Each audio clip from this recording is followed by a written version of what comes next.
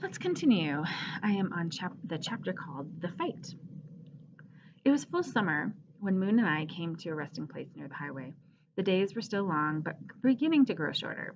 The leaves had a dusty gray to look to them, and the crickets and katydids and other noisy insects made such a racket that sometimes at night I had trouble listening for predators. Moon and I had traveled for hours that day, walking through the woods, keeping a highway to one side of us. We were tired, we were hungry, we had burrs in our ears and tails, and Moon had stepped on a sharp stick and her paw was bleeding. Moon was sitting near a fallen log, licking her wound, when I caught the first whiff of garbage.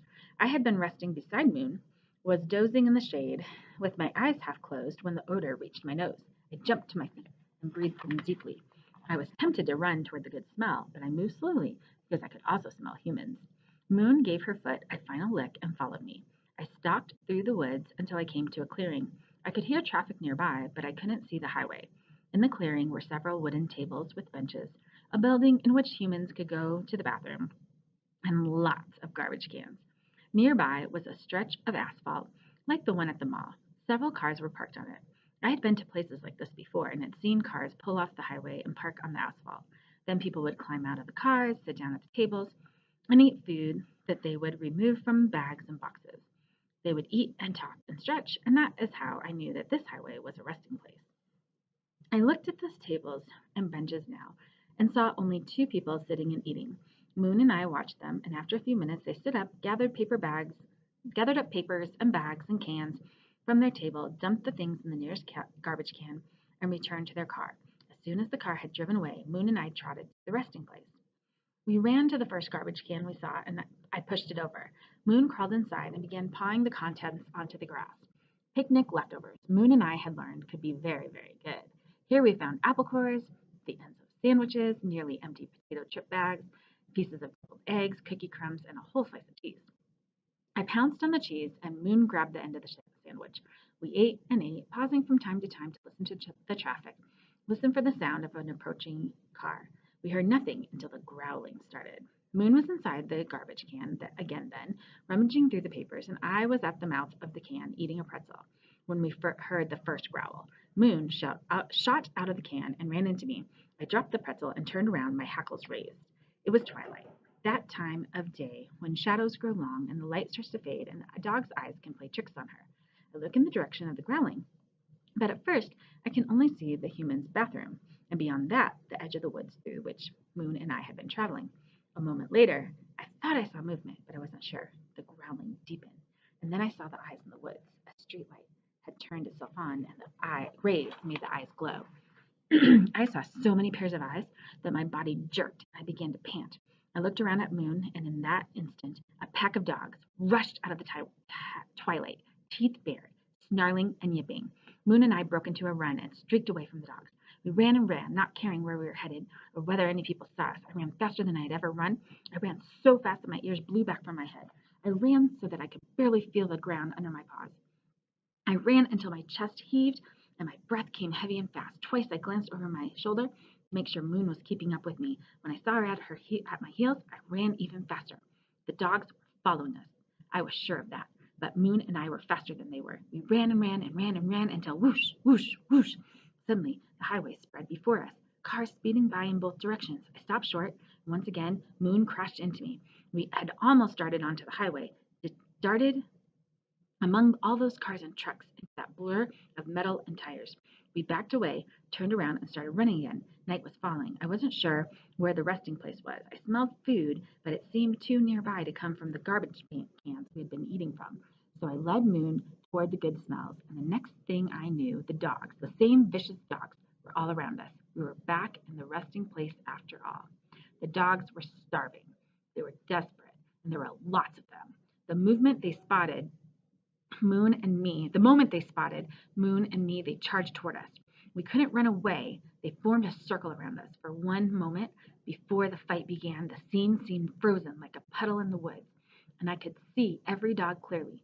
They were different shapes and sizes, but all stood stiffly, ears back, snarling and bristling.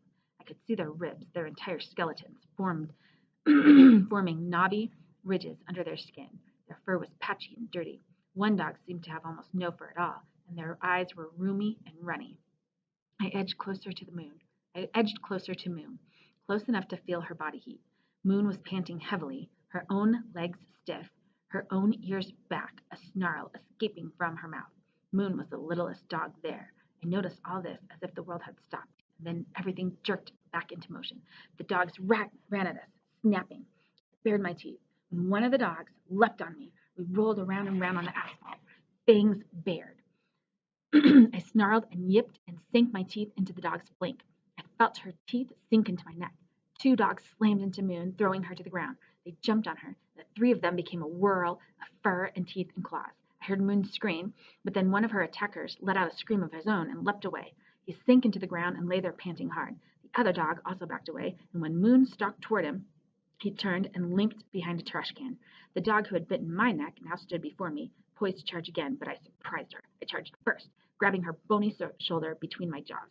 The dog shrieked, pulled herself from my grasp, and ran off. I looked around for Moon and felt a blow on my back. The biggest of the dogs had jumped on me first. Our heads knocked together. My tooth pierced my lip. My skull smashed into the asphalt. I was at the bottom of a heap of flesh and limbs. I was smothering. I couldn't see. And then the dogs began to roll off me and slink away.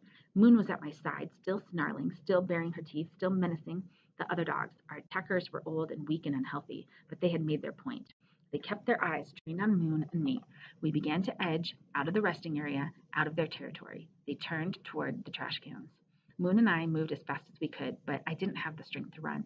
We limped along, keeping the resting place at our backs, the highway to one side, the woods to the other, as far from the traffic as possible. Soon, though, I felt as if I couldn't take another step. I sat down in the stubby grass. Moon nudged me with her nose. I didn't budge. Moon nudged me again and turned into the woods. After a moment, I followed her. She picked her way through the brush and flopped down on a little bed of leaves. I thought the bed might have belonged to a deer, but I didn't care. I flopped down too. I was breathing heavily, and every part of my body hurt. I looked at Moon, searching for her injuries, and she looked at me. We were bleeding from many cuts and scratches. I found several bites on Moon, but none seemed too deep. One of Moon's ears was torn, though, and one of my front paws had a gash in it. Moon found the gash and licked away. After a while, Moon began to lick her own wounds, and I licked mine. I licked and licked and licked and licked. When the taste of blood faded, I laid my head on my front paws and rested. Presently, Moon stopped licking too, and she curled up on her side, her back to my chest. We fell into a deep sleep on our leaf bed in the strange woods. Sorry about that. I'm going to go back a little. We fell into a deep sleep on our leaf bed in the strange woods, our bodies aching, our heads throbbing, our mouths dry. Overhead, the moon rose and circled the sky. Crickets chirped, owls hunted and hooted. I think the deer returned in search of her bed. She watched us for some time, then left quietly. Moon and I slept